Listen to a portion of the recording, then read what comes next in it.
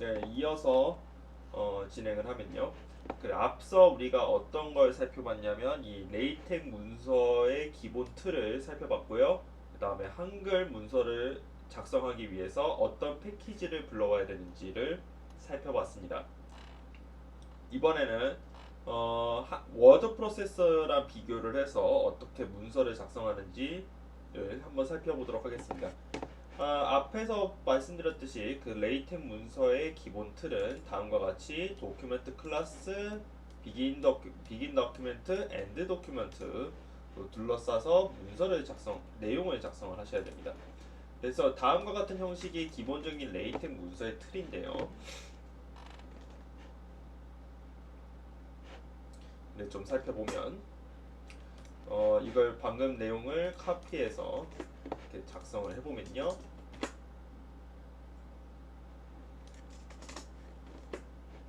조파를 해보시면 라텍 글쓰기 권현우 2022년이 나왔습니다.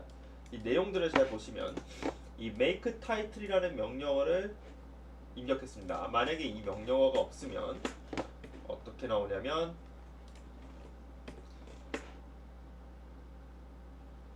이 내용들이 사라지는 걸 확인할 수 있습니다.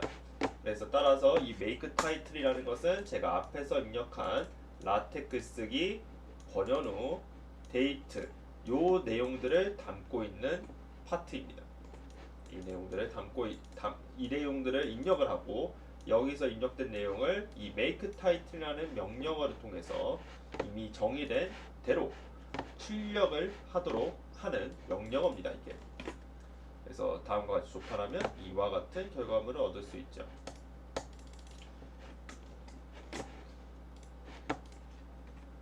자, 그래서 이제 그 레이텍 같은 경우는 문서의 이제 레이텍의 문서의 계층 구조를 좀 설명을 드리면요. 기본적으로 챕터, 섹션, 서브 섹션이 있습니다. 이제 우리가 사용하고 있는 오빌리무아 같은 경우는 기본이 아티클 클래스이기 때문에 기본 최고 레벨이 높은 것은 섹션부터 시작하는데요. 절부터 시작하는데 오빌리무아에다가 여기 옵션에다가 챕터를 입력을 해주시면 챕터가 제일 상단으로 올라갈 수 있도록 할 수 있습니다. 자, 보시면 여기 챕터에 스타가 있는데 이 스타라는 것은 어떤 차이가 있냐면 이 챕터 번호를 여기는 부여해주고요. 여기는 챕터 번호가 부여되지 않습니다. 구체적인 예시를 한번 살펴보면요. 여기서 제가 섹션 첫 번째 절이라고 쓰고 여기는 두 번째 절이라고 써보고 그 다음에 여기 세 번째 절 마지막으로 여기를 네 번째 절이라 하고 여기다 한번 제가 스타를 넣어 볼게요. 이 스타를 넣게 돼서 조판을 하시면 어떤 결과물을 볼 수 있냐면 첫 번째 절, 두 번째 절, 세 번째 절이 나왔는데 여기는 번호가 부여되지 않고 3이 이렇게 나옴을 확인할 수 있습니다.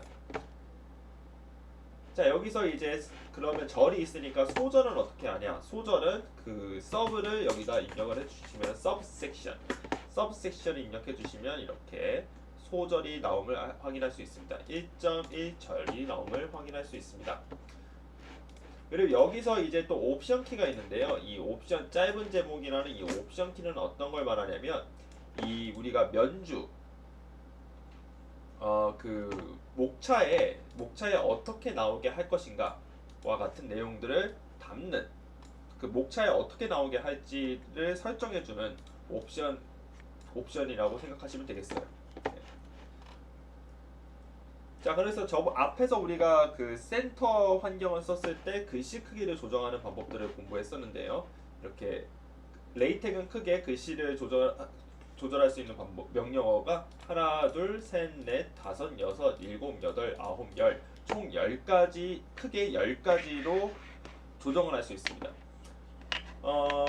그 보통 한컴이나 아니 워드 프로세서 같은 경우는 10포인트, 11포인트 단위로 이렇게 조정하는 방법들을 소개를 하고 있는데 레이텍은 그 기본적인 철학을 이해를 하시면 이게 합리적이라는 것을 알 수 있습니다. 그 레이텍은 내용은 그대로 형식은 자유자재로라는 철학을 가지고 있습니다. 그래서 만약에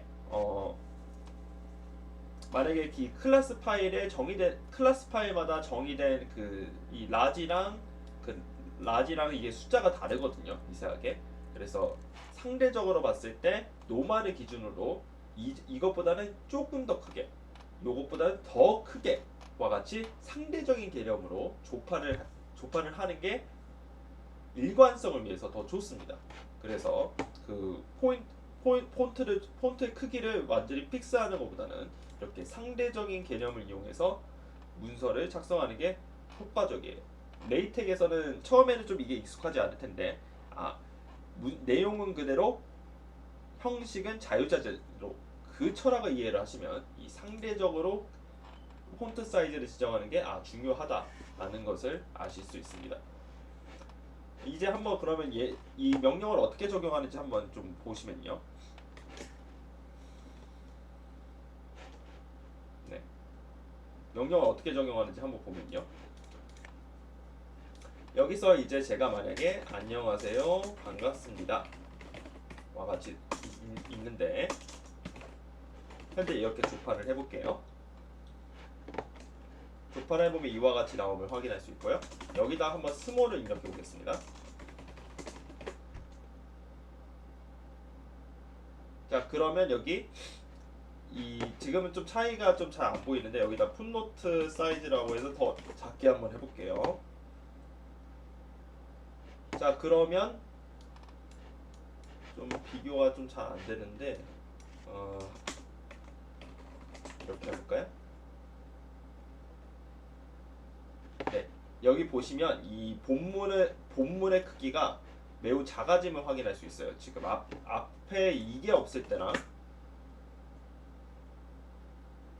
요게 없을 때랑 한번 비교해 보세요. 진짜 그러면 이게 이 섹션에 해당되는 것은 글씨가 변하지 않는데 이 본문에 있는 글씨가 모두 다 바뀜을 확인할 수 있습니다. 만약에 내가 이 첫 번째 절에 해당되는 요 파트만 작게 하고 나머지 파트는 글씨 크기를 그대로 하고 싶다면 이렇게 괄호로 로컬라이즈를 시켜요. 그룹화를 시켜줍니다. 그렇게 되면 이 부분만 안녕하세요 반갑습니다 이 부분만 글씨가 작아지고요. 나머지 파트는 그대로 글씨가 똑같음을 확인할 수 있습니다. 그래서 중괄호의 유무에 따라서 이 타이니 같은 명령어는 대역적으로 바꿔주는 명령어인데요. 이 중괄호를 입력하면 그 명령어를 국소적으로 이 그룹 안에서만 적용하게 할 수 있습니다. 그래서 다른 명령어도 다 마찬가지예요.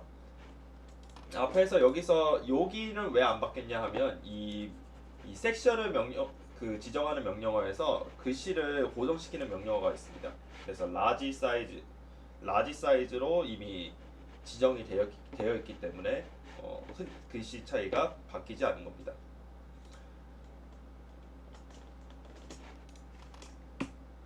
자, 그래서 앞에서 설명드렸듯이 이 부분만 타이니로 이렇게 지정을 해주시면 이 중괄호를 넣어서 타이니로 이렇게 지정을 하면 이 다른 글씨는 변함이 없지만 이 부분만 되게 작게 나오고요.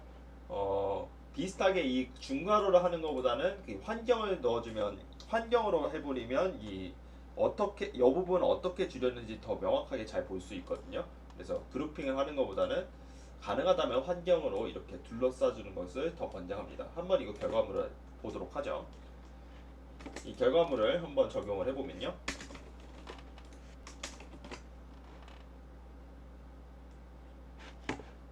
이와 같이 작다. 여기 작아서 파트가 매우 작아졌고 그 다음에 여기서부터 2부터 시작해서 문단 자체가 다 작아짐을 확인할 수 있습니다. 지금 보니까 왜 문단을 나눠주고 싶어요? 문단이 왜 붙어있냐고요? 네, 문단을 나눠주려면 한 줄을 비워줘야 되죠. 그럼 이렇게 이 문단이 작아짐을 확인할 수 있어요.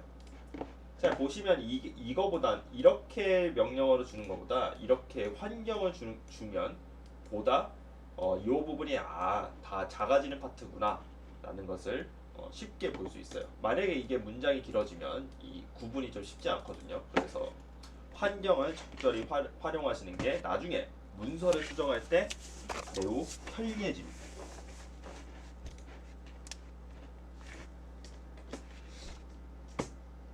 그리고 글씨 설정도 바꿀 수 있어요. 이제 텍스트 RM, 뭐 텍스트 SF, 즉 산세리프, 우리나라 말로는 고딕체 또는 이거는 명조체.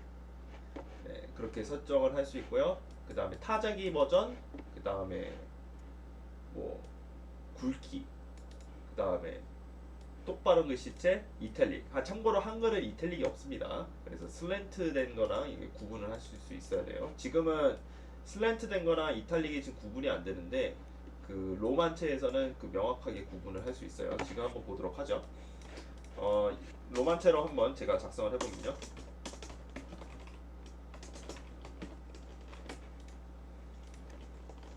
요거랑 한번 요 글씨체를 한번 비교해 보면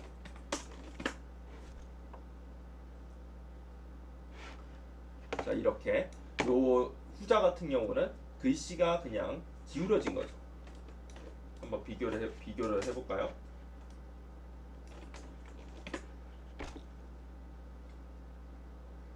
이 헬로 월드가 그냥 좀 기울어진 글씨고요. 헬로 월드 여기 중간에 있는 것은 이탈릭 글씨체입니다. 그러니까 필기체죠. 네.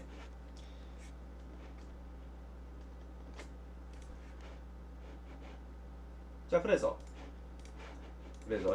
이러한 종류의 명령어가 있다. 자 문단을 정렬하는 방법은 이게 그 좌로 정렬, 우로 정렬, 그 다음에 가운데 정렬과 같은 명령어들이 있는 그 명령어를 줄 수 있는데요.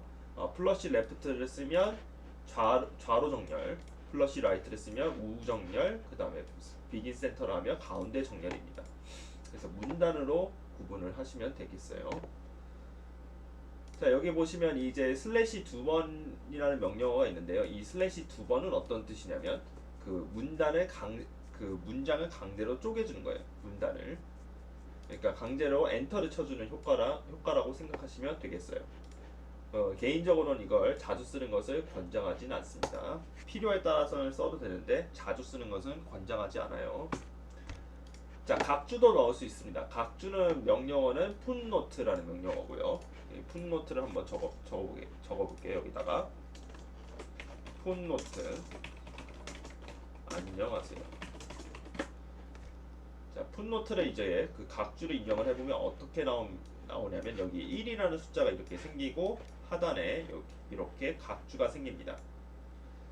그런데 보통 한글 문서에서 각주는 이렇게 번호를 주지는 않는데요. 한국식으로 각주를 쓰고 싶다면 오빌리모아 같은 경우는 여기다가 풋노트라는 옵션을 주면 여러분들이 워드에서 아래 한글에서 자주 봤던 그 각주 모양이 생김을 확인할 수 있습니다. 만약에 오빌리모아가 아닌 경우에는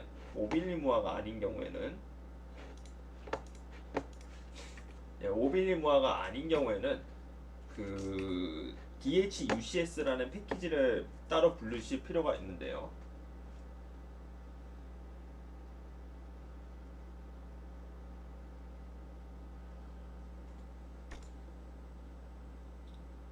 네, 그런 패키지를 사용하시면 되겠어요.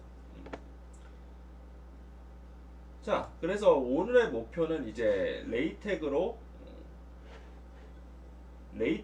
이제 대학교 과제를 원활하게 낼 수 있다라는 게 목표인데요. 그래서 우리가 보통 교수님이 과제를 주시면 이 다음과 같은 양식에 맞춰서 제출을 하라고 요구를 합니다. 그래서 예를 들어서 크기가 B5인 문서로 좌우 여백 25mm, 상여백 23mm, 하여백이 28mm인 수학 소논문 과제를 제출해 보겠습니다. 본문 서체는 11포인트. 자, 이 옵션을 어떻게 적용하느냐? 첫 번째로는 이제 그 오빌리모아에서 그 기본 옵션이 있습니다. 본문의 서체 크기를 11포인트로 하라 라는 명령어를 줄 수 있습니다. 그러니까 본문의 보통 서체 크기가 11포인트라고 지정하는 거예요. 자, 이런 이유 때문에 아까 제가 앞에서 서체 크기를 이렇게 지정하는 게 아니라 스몰, 라지 이런 명령어를 사용하라는 게 여기에 있습니다. 만약에 이제 11포인트가 너무 작아서 잘 안 보여서 12포인트로 바꿔버리고자 한다면 그 12포인트에 해당되는 그 라지 라지 사이즈는 당연히 12포인트보다 더 커야겠죠. 네. 그래서 그 상단의 옵션만 바꿔주면 글씨 크기가 자동으로 그에 맞춰서 잘 바뀌게 됩니다.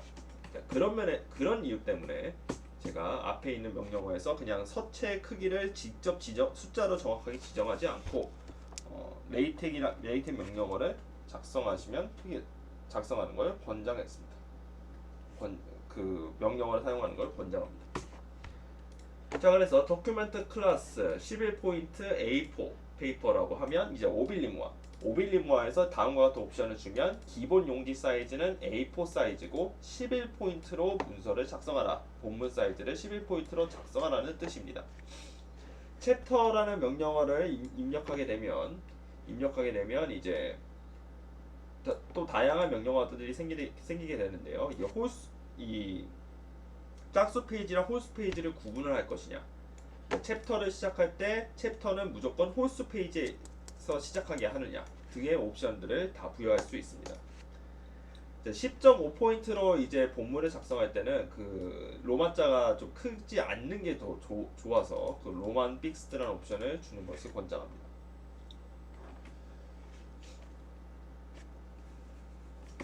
네, 그래서 한번 아까 말한 걸 바탕으로 한번 작성을 해보겠습니다.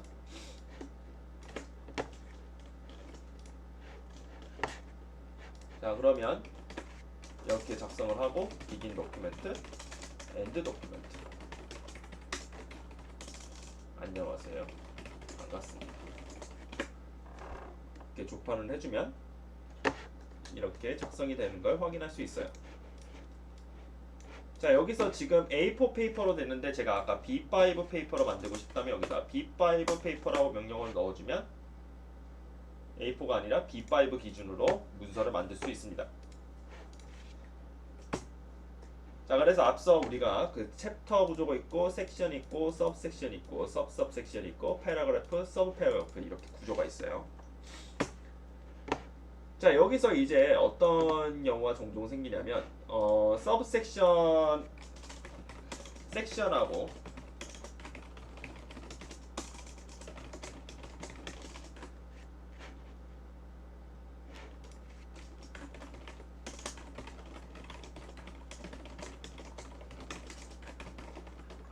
잠깐 예제를 작성하기 위해서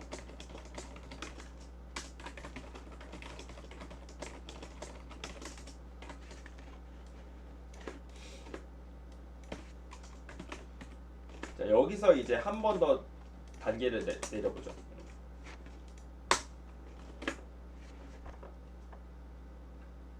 자, 여기 보시면 이 서브 섹션까지는 숫자가 잘 붙음을 확인할 수 있는데 서브 섹션을 내려가니까 숫자가 안 나옴을 확인할 수 있어요.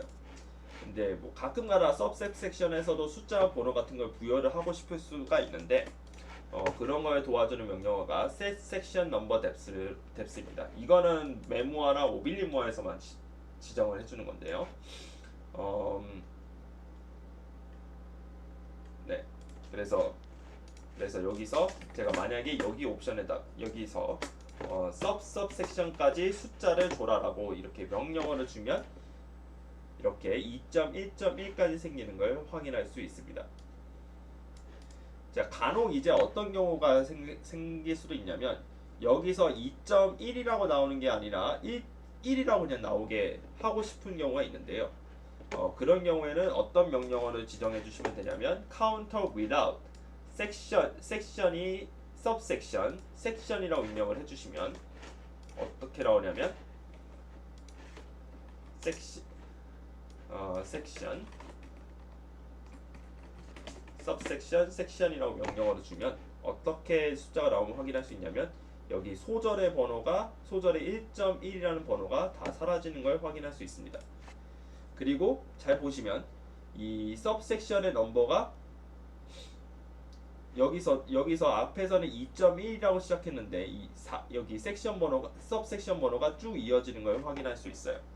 즉, 이 서브섹션의 번호에다가 이 섹션에 종속되지 말라는 명령어가 이 counter without이라는 명령어입니다. 만약에 더 추가를 하고 싶으면 counter within이라는 명령어를 주면 되고요.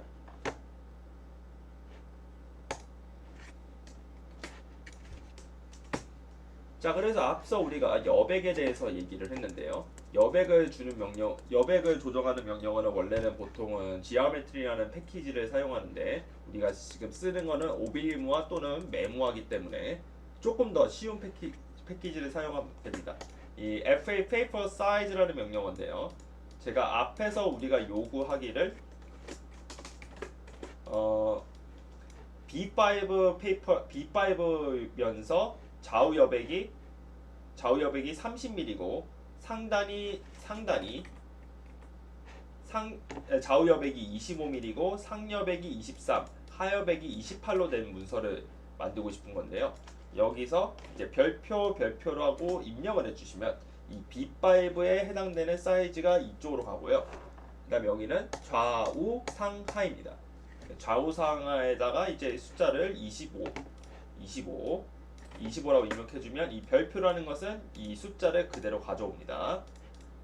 그 다음에 이 상여백은 여기 23, 28로 이제 지정을 해주시면 이 종이의 그 전체 모양이 이렇게 바뀜을 확인할 수 있어요.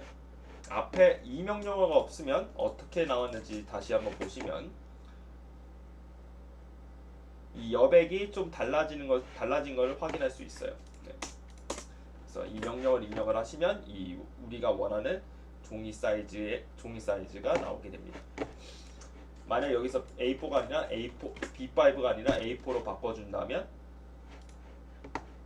이와 같이 문서가 생김을 확인할 수 있어요. 약간 종이가 좀 커졌죠.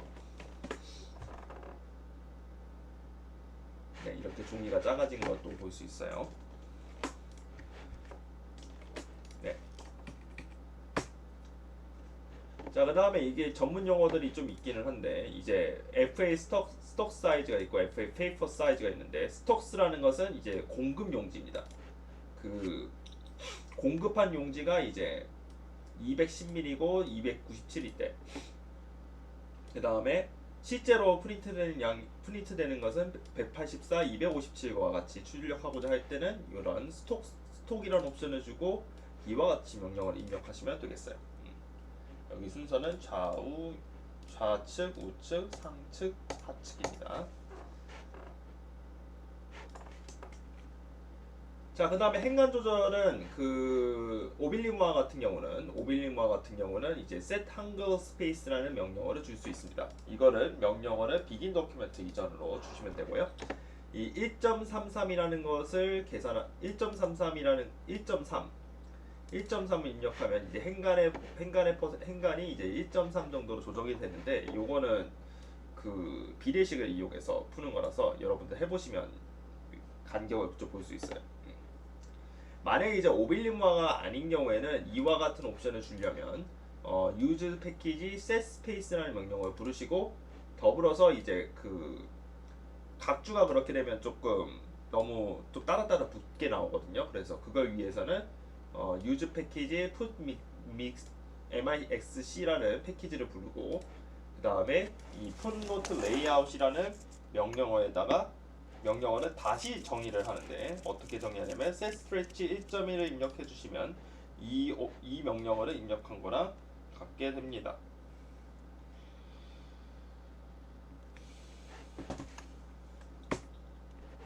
그 다음에 이제 서체를 설정하는 파트인데요. 이제 서체를 설정하려면 KO 태그 부르고 set main 폰트, set science 폰트, set mono 폰트 와 같이 입력하면 이 부분은 영문 서체를 지정하는 명령어입니다. 이거는 그 레이텍에서 그러니까 한글 윈도우라면 그 폰트 폴더에 있는 이름을 입력하시면 되고요. set main 한글 폰트 또한 이제 볼드 폰트를 다르게 지정할 경우 이제 여기 같은 경우는 이름만 입력하면 자동으로 이제 볼드 페이스니 아니면 미디엄 폰트니 다 지정할 수 있는데 가끔 한글 폰트 중에는 그러지 않은 경우가 있어요. 그래서 볼드 폰트를 이렇게 지정을 따로 해야 될 경우가 있습니다. 그래서 set main 한글 폰트, set sans 한글 폰트와 같이 입력하면 이거는 명조체, 이거는 고딕체 서체를 지정할 수 있습니다. 당연히 기울임 서체라던가 그 강제로 잔평을 조절한다던가 그 강제 굵기 또한 지정을 할 수 있는데 추천하지는 않아요. 그리고 몇 가지 더 옵션들이 있는데 그 부분이 궁금하신 분들은 패키지 중에 폰트 스펙이라는 패키지의 설정을 보시면 되겠어요.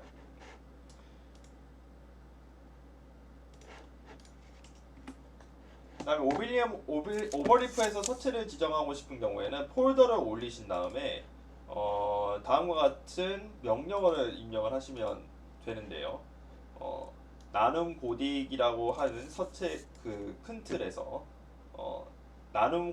그냥 나눔 고딕 서체가 있고 나눔 고딕 보이드가 있는데 그 TTF 파일을 그대로 불러오는 겁니다. 그래서 나눔 고딕 TTF 그다음에 나눔 고딕 대시 보드.ttf를 보이드 서체로 이제 지정하라는 명령어입니다. 그래서 혹여나 서체가 잘 작동하지 않으면 이 명령어를 참고해서 사용하시면 되겠어요.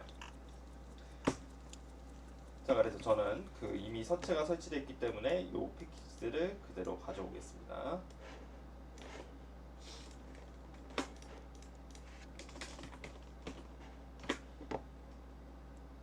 여기서 보시면 또 잘 보시면 이제 조판이 안 되는 거 확인할 수 있는데요. 그 이유는 서체를 바꾸려면 이 엔진을 바꾸셔야 됩니다.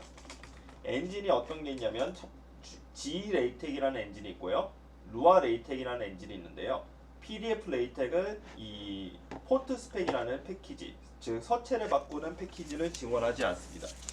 그래서 서체를 바꾸려면 루아 레이텍을 쓰거나 G 레이텍을 써야 되는데요. 저는 루아 레이텍을 사용하겠습니다.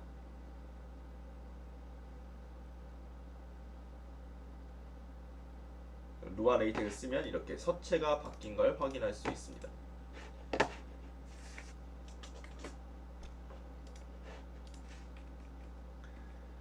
자, 아까 말씀드렸다시피 각주도 쓸 수 있고요. 방주도 쓸 수 있고요. 이 상황에 따라서는 이제 각주가 제대로 안 나올 때가 있는데요. 그럴 때는 각주를 쓰고 싶은 위치에 해당하는 풋노트 마크, 그 다음에 각주 내용은 그 풋노트 마크 다음에 풋노트 텍스트를 적절한 위치에 풋노트 텍스트를 입력하면 그 각주에 해당되는 내용을 작성할 수 있습니다. 그리고 앞서 말씀드렸다시피 만약에 오빌리무아가 아닌 경우에는 dhucsfn이라는 스타일 파일을 사용하시면 되겠어요. 그 명령어는 인터넷에서 검색하시면 어떻게 사용하는지 아실 수 있을 거예요. 그 다음에 오빌리무아 같은 경우는 이제 오빌리무아 또는 메모아 같은 경우는 페이지 스타일을 좀 쉽게 고칠 수가 있는데요. 이렇게 만약에 이제 메이크 페이지 스타일 요 내용들을 이제 드래그해서 입력을 해주면 요 내용들을 이제 드래그해서 입력해주면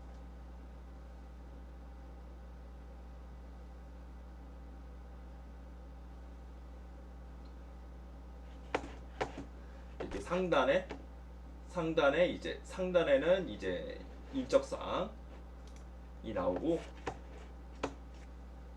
그 다음에 이제 지금은 홀수 페이지이기 때문에 인적사항과 1차 과제가 떴는데요. 만약에 이 내용들을 더 늘리면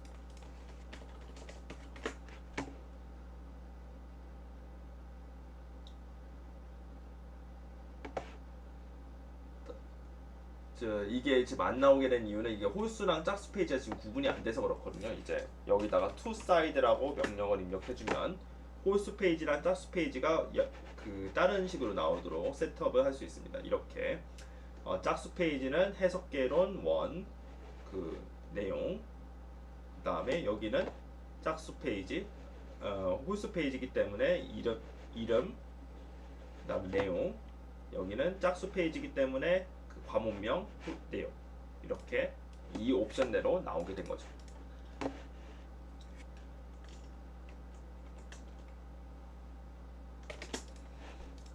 그래서 그렇지만 만약에 메모어나 오빌리모어를 사용할 경우에는 여기서 제가 문장을 잘못 썼는데 메모어 또는 오빌리모어가 아닌 경우에는 펜시 HDR 같은 패키지를 쓰면 좋고요. 그렇지 않은 경우는 특히 메모어나 오빌리모어를 쓸 경우에는 이미 자동으로 내장이 되어 있기 때문에 다른 걸 쓰지 않는 걸 권장드립니다. 참고 문헌을 작성하는 건 우리가 세 번째 강의에서 더 자세히 다룰 건데 그 참고 문헌을 작성하려면 더 begin the bibliography and bibliography로 이제 맨 마지막에 요 내용을 담고 본문에서는 이 cite라는 명령어를 이용해서 이 인용을 하시면 됩니다. 이 인용 라벨에 있는 내용을 여기다 데이터로 입력하시면 됩니다. 이거에 대한 얘기는 저희가 세 번째 강의에서 더 자세히 다루도록 하겠습니다. 그래서 뭐 예를 들어서 이 비빌로그래피에다가 이와 같은 내용을 입력하고 그 다음에 본문에다가 이와 같은 내용, 본문에 이와 같이 사이트 J를 하면 이 내용을 인용한다는 거죠. 그 다음에 사이트 J2를 하면 요 내용을 인용하겠다 라는 건데요. 이렇게 작성을 하시면 이제 논문 또는 참고 문헌을 정확하게 인용을 할 수 있게 됩니다. 자, 마지막으로 우리가 수학 문서를 작성하는 걸 지금 공부하고 있기 때문에 그 경우 수학 문서를 작성하려면 AMS environment를 좀 불러올 필요가 있습니다. 그래서 이 내용은 제가 두 번째 강의에서 좀 다루긴 하겠지만 이제 이 내용들을 한번 드래그를 해볼게요.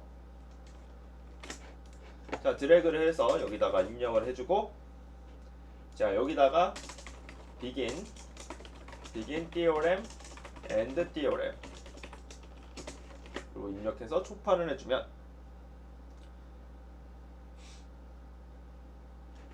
여기 이와 같이 theorem 1.1이라고 하면서 AA가 나옴을 확인할 수 있어요. 이 패키지의 설명을 좀 말씀드리자면 요거는 환경, 여기 theorem이라고 하는 것에 환경을 지정하는 거고요. 그 다음에 theorem이라는 것은 여기 어떻게 나올지를 지정하는 거고, 이 섹션이라는 것은 여기 있는 첫 번째 숫자를 어떻게 가져올 거냐. 첫 번째 숫자는 이제 섹션에서 가져와라는 명령어예요. 자, 보시면 여기서 데피니션에 이제 theorem이 이렇게 껴 있는 거 확인할 수 있는데 이거는 어떤 효과를 만들어내냐면요.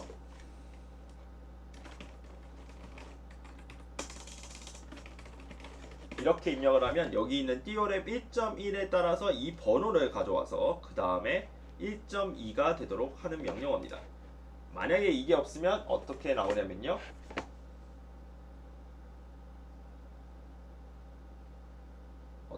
definition 1이 나오게 됩니다. 마찬가지로 여기다 section이라고 해주면 여기는 1.1을 가져오게 됩니다. 더불어서 지금 보시면 theorem 스타일에 여기 그 theorem은 글씨가 기울어지고 그 다음에 definition은 글씨가 똑바로 서 있는 걸 확인할 수 있는데요. 우리가 보통 정의를 하고자 할 때는 글씨를 좀 똑바로 하고 정리를 쓸 때는 이제 강조를 하고자 기울임 서체를 좀 쓸 때가 있습니다. 그래서 그런 구분을 위해서 theorem 스타일로 plain을 하면 기울임 글씨체, definition을 하면 똑바른 글씨체와 같이 작성하시면 되겠어요.